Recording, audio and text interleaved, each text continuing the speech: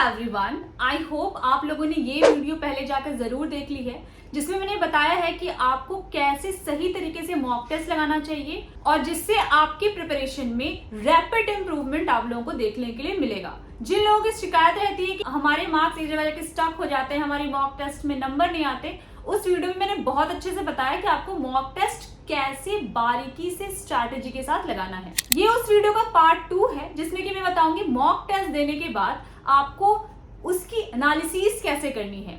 Analysis एक बहुत ही experience skill होती है जो कि आपको धीरे धीरे टाइम के साथ आएगी।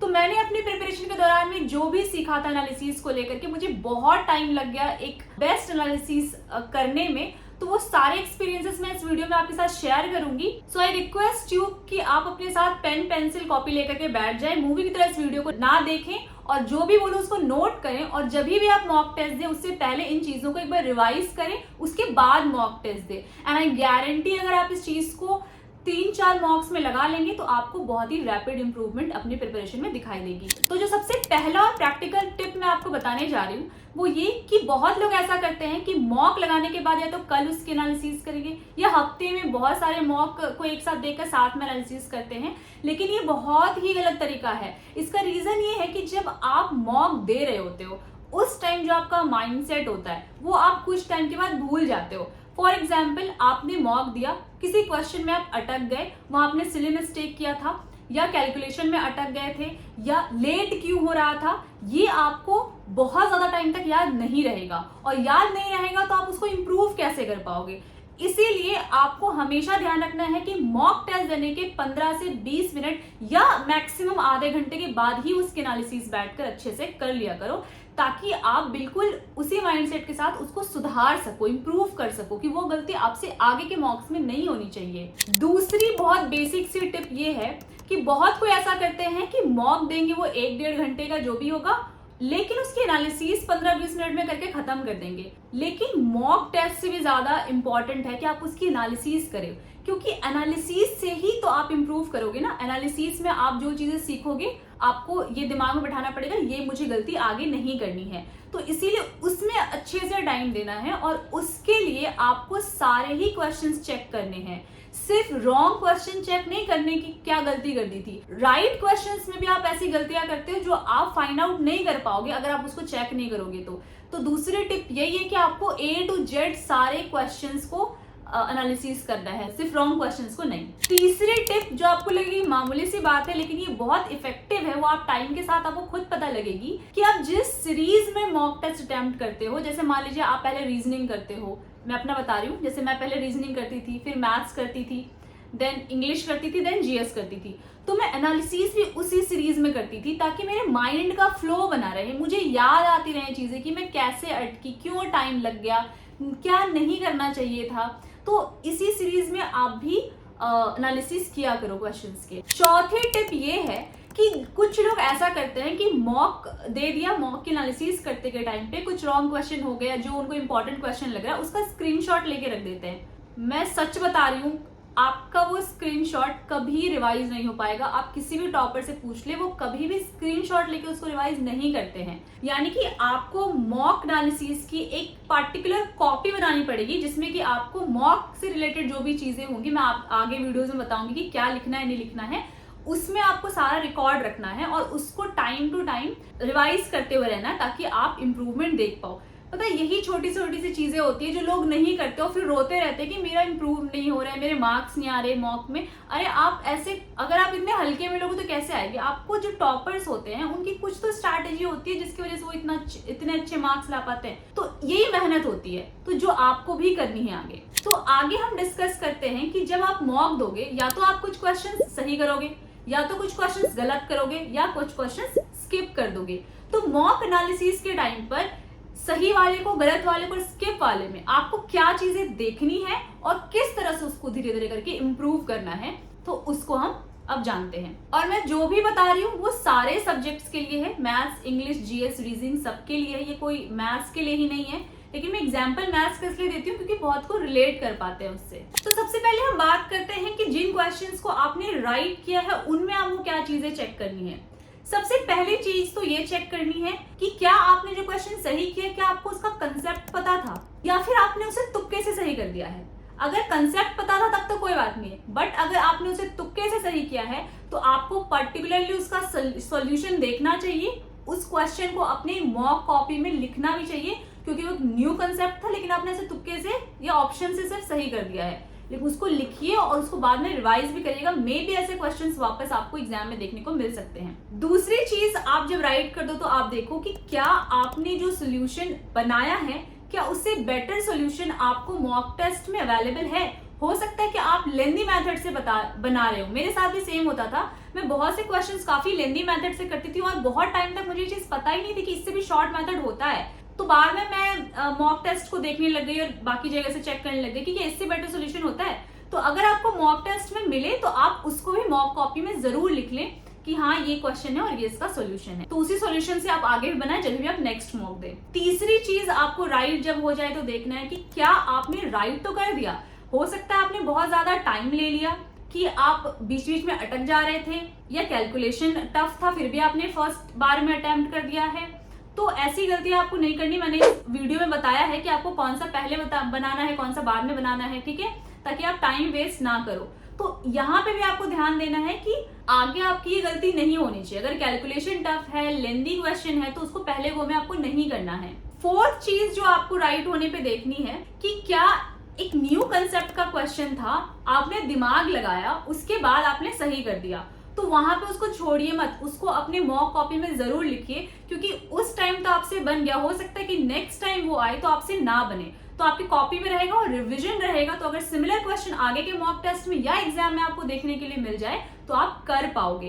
पांचवी चीज जो आपको राइट क्वेश्चन में देखनी है कि बहुत बार ऐसा होता है कि क्वेश्चन आपने राइट तो कर दिया लेकिन इतने कम लोगों ने अटेम्प्ट किया था कि अगर आप इसको छोड़ भी देते तो बहुत ज्यादा आप दूसरे क्वेश्चन को कर पाते। तो हमेशा आपको ध्यान रखना है कि आप ऐसे क्वेश्चन को अटेम्प्ट करने के पीछे ना भागो जो कि आपने कभी देखा नहीं, जिसको बहुत कम लोगों ने किया हो, या मतलब वो क्वेश्चन बहुत ही आउट ऑफ द बॉक्स था। तो ऐसे क्वेश्चन को आप स्किप कर दो, क्योंकि बहुत कोई स्किप कर रहे होंगे। उसको राइट भी कर दिया तो कोई बहुत बड़ी बाजी नहीं मार ली, क्योंकि अगर आपने बहुत सारे क्वेश्चन को उसके चक्कर में छोड़ा है तो ये आपने गलत ही करा है। इसके अलावा अगर कोई क्वेश्चन आपके राइट हुए हैं जिसमें कि आपका कंसेप्ट भी सही था, बाकी चीजें आपने सही करी, तो उनको मॉक कॉपी में लिखने की जरूरत नहीं है। तो देखा कि राइट क्वेश्चंस में भी आप कितनी चीजें सीख सकते हो। तो हमेशा अब से राइट क्वेश्चंस को भी इस तरह से एनालाइज किया करना, ताकि आपके बहुत स्पीडली इंप्रूवमेंट हो। अब हम आते हैं दूसरे पार्ट पर, जो कि है अगर आपने रॉन्ग क्वेश्चन कर दिया है तो उसको आपको कैसे एनालाइज करना और कैसे ठीक करना है। सबसे पहली बात तो हो सकता है आपने सिली मिस्टेक कर दिया हो, यानी कि क्वेश्चन आपको आता था, इजी था, सब ठीक था, लेकिन कुछ ना कुछ ऐसी आपने अंधों वाली गलती कर दी जो आपसे नहीं होनी चाहिए थी। जैसे मुझसे क्या क्या सिली मिस्टेक होता था कि हमेशा मैं मिल्क वाटर की रेशियो के बारे में बात की जाती थी और लास्ट में वाटर मिल्क का रेशियो पूछ लिया जाता था, तो मैं गलत कर देती थी क्योंकि दिमाग में वही वाला रेशियो चल रहा होता था। या फिर कभी कभी मुझे स्क्वायर रूट नहीं दिखता था, सामने होता ना कि बहुत बड़ा सा दे दिया, सामने में स्क्वायर रूट दे दिया है तो 4 आंसर आया जबकि 2 होगा उसका आंसर, तो मैं 4 लगा के चली आती थी।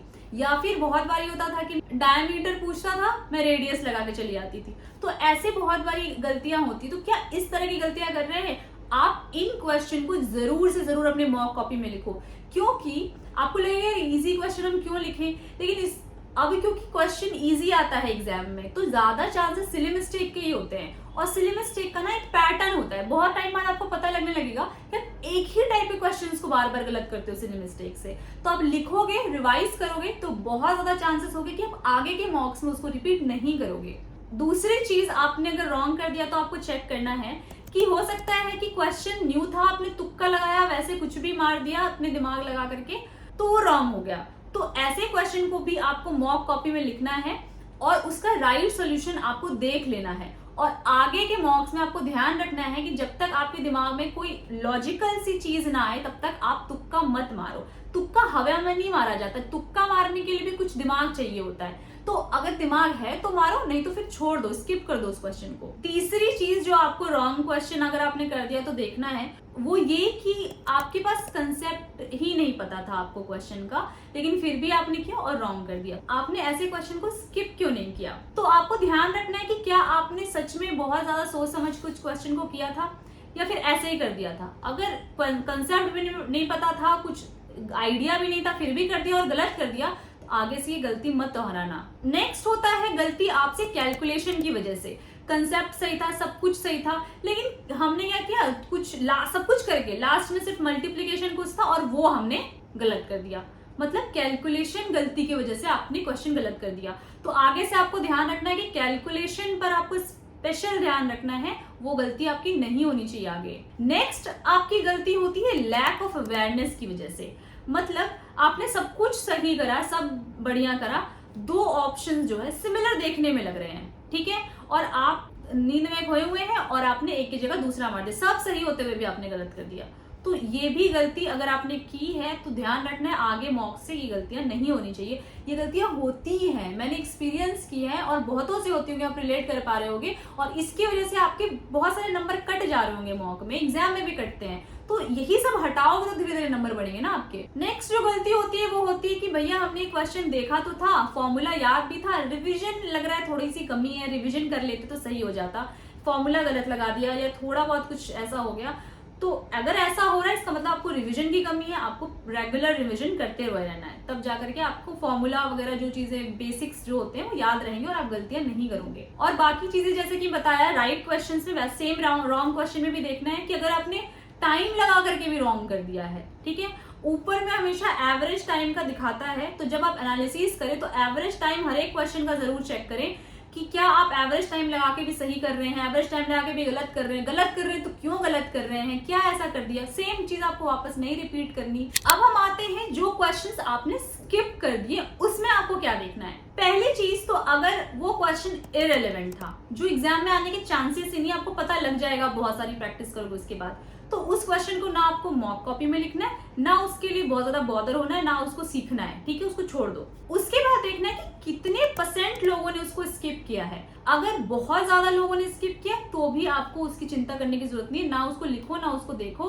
No issue. लेकिन अगर न्यू क्वेश्चन था और रिलेवेंट था तो भी आपने स्किप कर दिया, तो भाई आप देख लो आपको रिविजन की कमी है या प्रैक्टिस की कमी है या कैलकुलेशन की कमी है। जिस चीज की वजह से आपने उस क्वेश्चन को स्किप किया उस पर आगे से ध्यान दो। तो फाइनली मेरे पूरे कहने का ये मतलब था कि आपको एक एक क्वेश्चन के गलत, सही, स्किप, इन तीनों का रीजन ढूंढना है। रीजन जब मिल जाएगा तो आगे आपको मॉक में सेम गलती रिपीट नहीं करनी है। आप कितनी भी कोशिश करोगे ना तो भी कुछ ना कुछ गलतियां आपकी नेक्स्ट मॉक में होगी, एक बार में ठीक नहीं होगा। लेकिन आप जब बहुत बार मॉक लगाओगे और इन सब से रिफ्रेन करते रहोगे तो जाकर के आप एक टाइम आएगा एग्जाम तक आप इन सब गलतियों से बचोगे और आप मिनिमम से मिनिमम गलतियां किया करोगे। तो अभी के टाइम में जो ट्रेंड चल रहा है ना वो ये है कि क्वेश्चन टफ नहीं आता है, लेकिन कौन कितना अटेंटिवली एग्जाम को दे रहा है, कौन कितनी कम गलतियां कर रहा है, उस पर डिसाइड होता है कि उसका सिलेक्शन होगा कि नहीं। अब मान लो कि 25 क्वेश्चन है, 25 इजी है तो सब कर लेंगे, लेकिन 25 क्वेश्चन में कौन सी मिस्टेक करके गलत कर दे रहा है वो पीछे हो जाएगा। तो यही चीज है कि आपको ध्यान देनी है, आपको गलती नहीं करना है, तो वो चीज आपको मॉक टेस्ट एनालिसिस से ही धीरे धीरे करके ठीक होगा। सो आई होप फ्रेंड्स मैंने आपको जो बताया है वो आप ठीक से कॉपी में लिखोगे, एक मॉक कॉपी बनाओगे और हर एक बार जब आप मॉक दोगे तो उस मॉक कॉपी को रिवाइज करके ही देना, ताकि आपके दिमाग में बैठा रहे कि नहीं ये गलतियां मुझे नहीं करनी। जैसे ही आपके सामने ऐसे क्वेश्चंस आएंगे आपके दिमाग में क्लिक करेगा। तो फ्रेंड्स मिलते हैं ऐसे ही इन्फॉर्मेटिव वीडियोस के साथ आगे भी। मेरे चैनल को सब्सक्राइब जरूर कर ले। और पता नहीं आप लोग आजकल इतने कम व्यूज क्यों दे रहे, मैं इतनी मेहनत से वीडियोस बना रही हूँ और व्यूज नहीं जाते तो बहुत प्रॉब्लम होती है कि पता नहीं लोग पढ़ रहे हैं कि नहीं पढ़ रहे हैं और मेरे से क्या दुश्मनी हो गई है। तो जो भी आपको दिक्कत है कमेंट बॉक्स में जरूर लिखें, मैं जरूर एड्रेस करती हूँ। तो मिलते हैं आगे ऐसे ही इंफॉर्मेटिव वीडियोस के साथ, तब तक के लिए जय हिंद।